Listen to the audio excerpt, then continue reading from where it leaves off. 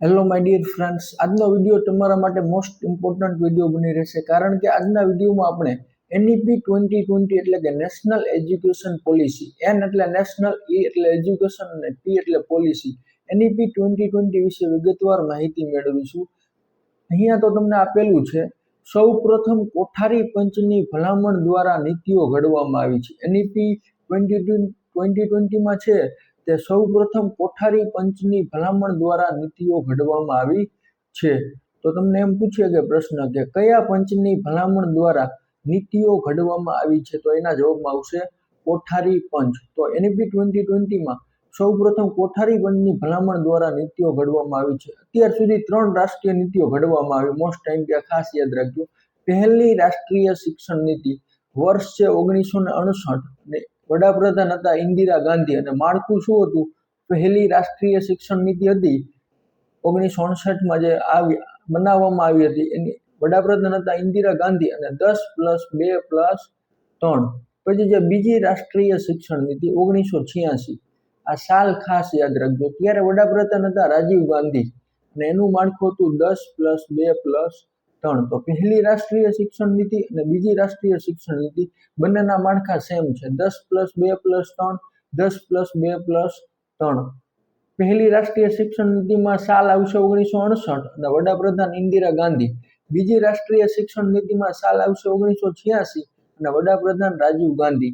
હવે ત્રીજી રાષ્ટ્રીય શિક્ષણ નીતિ 2020માં એટલે 2020, ત્યારે વડાપ્રધાન હતા નરેન્દ્ર મોદી અને એનું માળખું બદલાઈ ગયું છે મિત્રો, 5+3+3+4. તો આ મોસ્ટ આઈએમપી યાદ રાખી લેજો. આ જે બોક્સ આપ્યું એમાં જે બધી વિગત આપી છે તે મોસ્ટ આઈએમપી છે અને ઘણી વાર પરીક્ષામાં આ વિગતો પૂછાઈ ગયેલી છે. તો આવી રીતે પહેલી રાષ્ટ્રીય શિક્ષણ નીતિનું માળખું હતું 10+2+3, બીજી રાષ્ટ્રીય શિક્ષણ નીતિનું માળખું હતું 10+2+3 અને ત્રીજી રાષ્ટ્રીય શિક્ષણ નીતિનું માળખું છે 5+3+3+4. પહેલામાં હતા ઇન્દિરા ગાંધી, બીજામાં રાજીવ ગાંધી અને ત્રીજામાં નરેન્દ્ર મોદી. વર્ષ છે 1968, 1986 અને 2020. આ બધી જ ડિટેલ છે એ ગોખી જ નાખજો તમે. પરીક્ષામાં 100% આમાંથી એક પ્રશ્ન તો પૂછાશે. બધી ડિટેલ સરખી રીતે યાદ રાખી લેજો. એના પછી જે કાચું સ્વરૂપ એટલે ડ્રાફ્ટ બનાવવાની શરૂઆત 27 મે 2016ના દિવસે TSR સુબ્રમણ્યમ દ્વારા કરવામાં આવી. શું કહે છે મિત્રો? કાચું સ્વરૂપ એટલે ડ્રાફ્ટ બનાવવાની શરૂઆત 27 મે 2016ના દિવસે TSR સુબ્રમણ્યમ દ્વારા કરવામાં આવી. એટલે ડ્રાફ્ટ બનાવવાની શરૂઆત છે તે 27 મે 2016ના દિવસે TSR સુબ્રમણ્યમ દ્વારા કરવામાં આવી. આ પણ ખાસ યાદ રાખી લેજો, 27 મે 2016 અને કોના દ્વારા? તો TSR સુબ્રમણ્યમ. કાચું સ્વરૂપ બનાવવાની શરૂઆત. એના પછીનું છે તેમનું અવસાન 2018માં થયું. હવે TSR સુબ્રમણ્યમનું અવસાન ક્યારે થયું મિત્રો? 2018માં થયું, જેથી ડ્રાફ્ટ એ 31 મે 2019ના રોજ ડોક્ટર કે કસ્તુરી રંગન દ્વારા પૂર્ણ કરવામાં આવ્યું. એટલે એમનું અવસાન છે તે 2018માં થયું, જેથી ડ્રાફ્ટ એ 31 મે 2019ના રોજ ડોક્ટર કે કસ્તુરી રંગન દ્વારા પૂર્ણ કરવામાં આવ્યું. ડોક્ટર કે કસ્તુરી રંગન કોણ હતા મિત્રો? ઈસરોના ભૂતપૂર્વ ચેરમેન. ઈસરો છે ઇન્ડિયન સ્પેસ રિસર્ચ ઓર્ગેનાઇઝેશન, એના ભૂતપૂર્વ ચેરમેન હતા ડોક્ટર કે કસ્તુરી રંગન. તો આવી રીતે કામ પૂરું કરવામાં આવ્યું. પછી છે આ ડ્રાફ્ટ કુલ 22 ભાષા અને 458 પેજ સાથે પૂર્ણ કરવામાં આવ્યું. આ જે ડ્રાફ્ટ છે તે 22 ભાષા અને 458 પેજ સાથે પૂર્ણ કરવામાં આવ્યું. તમને લાલ લીટીથી જ્યાં જ્યાં અંડરલાઈન કરેલી છે તે મોસ્ટ આઈએમપી ટોપિક છે. એ ટોપિક તો ખાસ યાદ રાખી લેજો. આ ડ્રાફ્ટ કુલ 22 ભાષા અને 458 પેજ સાથે પૂર્ણ કરવામાં આવ્યું. પછી જે આ ડ્રાફ્ટ પૂર્ણ કરનાર ડોક્ટર કે કસ્તુરી રંગનનું અવસાન 84 વર્ષે એટલે કે તારીખ 25/4/2025ના રોજ થયું. આ ડ્રાફ્ટ પૂર્ણ કરનાર ડોક્ટર કે કસ્તુરી રંગનનું અવસાન 84 વર્ષે એટલે કે તારીખ 25/4/2025, 25 એપ્રિલ 2025ના રોજ થયું. આ મોસ્ટ ટાઈમ યાદ રાખી લેજો, કારણ કે આ તાજેતરનો બનાવ છે એટલા માટે. તો આ ડ્રાફ્ટ પૂર્ણ કરનાર ડોક્ટર કે કસ્તુરી રંગનનું અવસાન 84 વર્ષે તારીખ 25/4/2025ના રોજ થયું. કોઠારી પંચનું એક વાક્ય ખૂબ મહત્વનું આપેલું છે. કોઠારી પંચનું એક વાક્ય છે તે ખૂબ મહત્વનું છે. ભારતનું ભવિષ્ય ભારતના વર્ગખંડમાં ઘડાઈ રહ્યું છે. આવું એક વાક્ય આપેલું છે કોઠારી પંચમાં. ભારતનું ભવિષ્ય ભારતના વર્ગખંડમાં ઘડાઈ રહ્યું છે. તો આવું એક વાક્ય આપેલું છે. તમને આ વાક્ય એક્ઝામમાં પૂછે કે ભારતનું ભવિષ્ય ભારતના વર્ગખંડમાં ઘડાઈ રહ્યું છે. આવું વાક્ય છે કયા પંચમાં આપેલું છે? તો કોઠારી પંચ. પછી ન્યૂ એજ્યુકેશન પોલિસીની આપણે વિગત જોઈએ. NEP 2020 ના મુખ્ય 5 આધાર સ્તંભો છે. તમને પૂછી શકે કે NEP 2020 ના મુખ્ય કેટલા આધાર સ્તંભો છે? 5. પહેલું છે શિક્ષણની પહોંચ એટલે એક્સેસ. પછી છે શિક્ષણની સમાનતા ઇક્વાલિટી. સમાનતા એટલે શું થાય મિત્રો? ઇક્વાલિટી. એના પછી છે શિક્ષણની ગુણવત્તા એટલે ક્વોલિટી. શિક્ષણની ગુણવત્તા એટલે ક્વોલિટી. પછી છે સસ્તું શિક્ષણ એટલે અફોર્ડેબિલિટી. એટલે ગમે તે માણસ છે એ શિક્ષણ મેળવી શકે. સસ્તું શિક્ષણ અફોર્ડેબિલિટી. જવાબદોહિતા એકાઉન્ટિંગ. જવાબદોહિતા એટલે અકાઉન્ટિંગ. તો આવી રીતે 5 છે તેના મુખ્ય આધાર સ્તંભો છે. એક્સેસ, ઇક્વિલિટી, ક્વોલિટી, અફોર્ડેબિલિટી અને અકાઉન્ટિંગ. તો આ 5 છે NEP 2020 ના મુખ્ય આધાર સ્તંભો છે. શિક્ષણની પહોંચ, સમાનતા, ગુણવત્તા, સસ્તું શિક્ષણ અને જવાબદોહિતા. ખાસ યાદ રાખી લેજો મિત્રો. શિક્ષણની પહોંચ, શિક્ષણની સમાનતા, શિક્ષણની ગુણવત્તા, સસ્તું શિક્ષણ અને જવાબદોહિતા. એના પછી અહીંયા 2 બંધારણીય સુધારા આવ્યા. હવે અહીંયા 2 બંધારણીય સુધારા આવ્યા. કયા? પહેલું છે 42મો બંધારણીય સુધારો. 42મો બંધારણીય સુધારો અને 86મો બંધારણીય સુધારો. તો 42મા બંધારણીય સુધારો તે 1976માં કરવામાં આવ્યો. એટલે 42મો બંધારણીય સુધારો છે તે 1976માં કરવામાં આવ્યો અને શિક્ષણ રાજ્ય યાદીમાંથી સંયુક્ત યાદીમાં લેવામાં આવ્યું. પહેલા શિક્ષણ હતું એ રાજ્ય યાદીમાં હતું. એના બદલે 42મો બંધારણીય સુધારો 1976માં શિક્ષણને સંયુક્ત યાદીમાં લેવામાં આવ્યું. આ ખાસ યાદ રાખજો મિત્રો.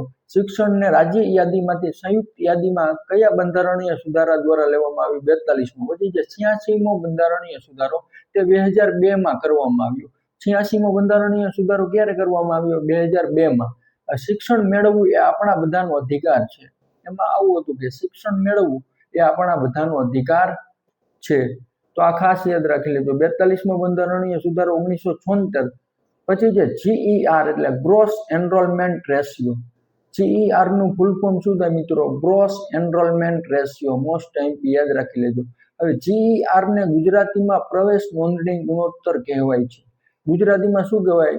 પ્રવેશ નોંધણી ગુણોત્તર કહેવાય છે અને અંગ્રેજીમાં ગ્રોસ એનરોલમેન્ટ રેશિયો.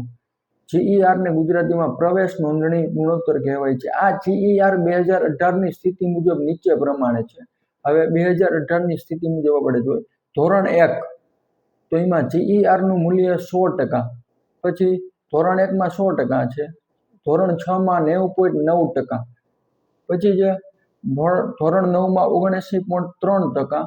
પછી જે ધોરણ 11 તો એમાં 56.5% અને ઉચ્ચમાં છે 26.3%. તો આ GER નું મૂલ્ય છે.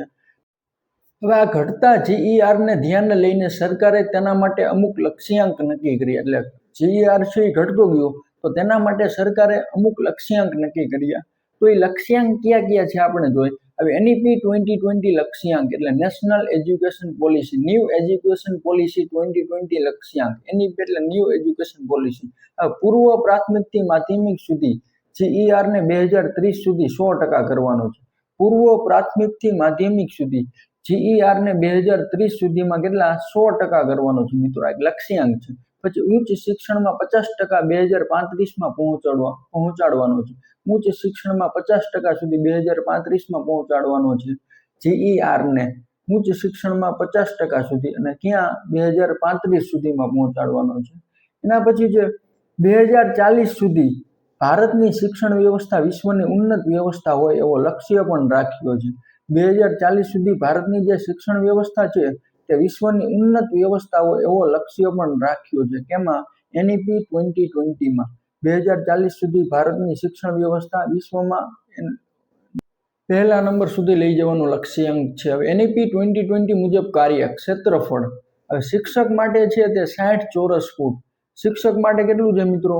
60 ચોરસ ફૂટ. એના પછી છે એક વિદ્યાર્થી માટે 8 ચોરસ ફૂટ.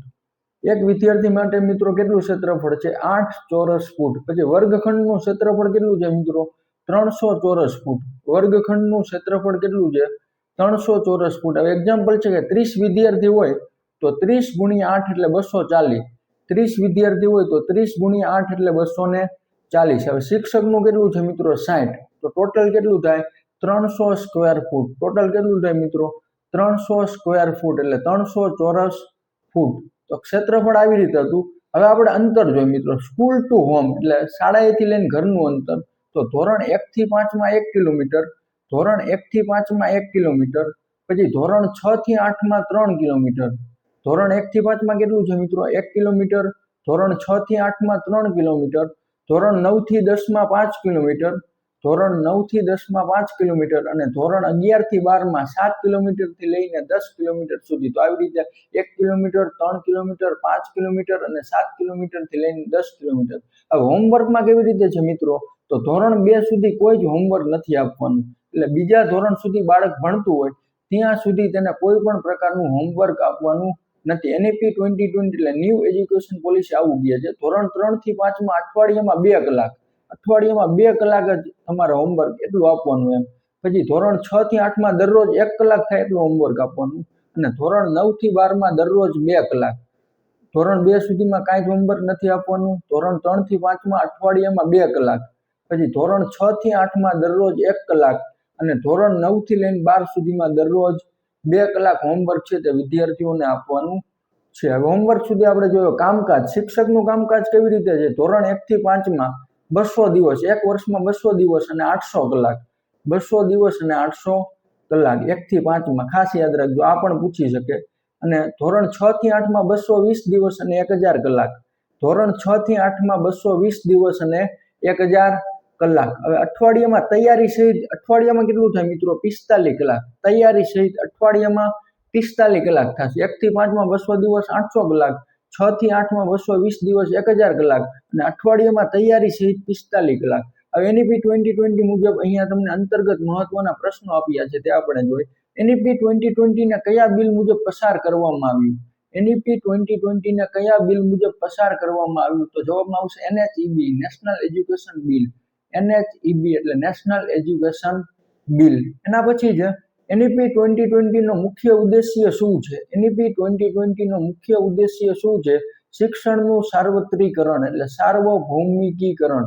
શિક્ષણનું સાર્વત્રિકરણ એ એનઈપી 2020 નો મુખ્ય ઉદ્દેશ્ય છે. એનઈપી 2020 ને લાગુ પાડનાર પ્રથમ રાજ્ય કયું છે? Most IMP Karnataka. એનઈપી 2020 ને લાગુ પાડનાર પ્રથમ રાજ્ય કયું છે? કર્ણાટક.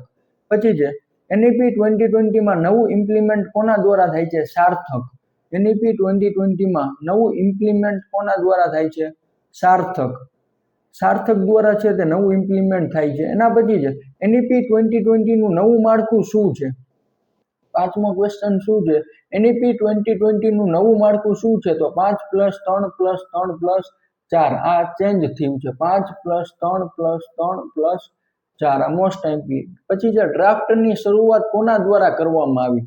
ડ્રાફ્ટની શરૂઆત કોના દ્વારા કરવામાં આવી? તો ટીએસઆર સુબ્રમણ્યમ. ટીએસઆર સુબ્રમણ્યમ દ્વારા ડ્રાફ્ટની શરૂઆત કરવામાં આવી. જીઈઆર નું પૂરું નામ શું છે? Gross enrolment ratio. એટલે જીઈઆર, જી એટલે ગ્રોસ, ઈ એટલે એનરોલમેન્ટ અને આર એટલે રેશિયો. Gross enrolment ratio. અને લાસ્ટ ક્વેશ્ચન છે ધોરણ 11 થી 12 માટે ઘરથી શાળાનું અંતર કેટલું હોવું જોઈએ? તો 7 થી લઈને 10 કિલોમીટર. 7 થી 10 કિલોમીટર. આ પણ આપણે આગળ જોઈ ગયા.